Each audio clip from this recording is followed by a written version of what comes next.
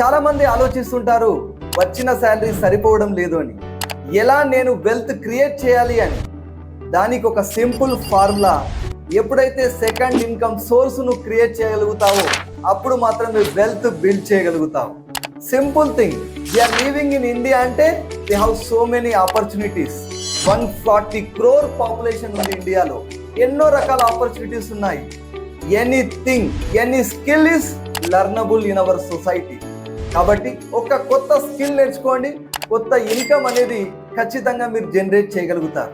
ఒక మంచి digital product తయారు చేయండి, ఒక ఈబుక్ తయారు చేయండి, ఒక పుస్తకాన్ని రాయండి, ఒక క్రియేటర్గా ఎదగండి, ఒక అఫిలియేట్ మార్కెటర్గా తయారవ్వండి. ఇలా ఎన్నో రకాలుగా ఈరోజు నీకున్నటువంటి చిన్న స్కిల్ ద్వారా నీ యొక్క ఇన్కమ్ సృష్టించుకునేటువంటి ఆపర్చునిటీస్ చాలా ఉన్నాయి. కానీ ఎందుకు నువ్వు వెల్త్ క్రియేట్ చేయలేకపోతున్నావో తెలుసా? ఆలోచిస్తూ ఆగిపోతున్నావు. ఆలోచించడం మానే అడుగు ముందుకు వేయి.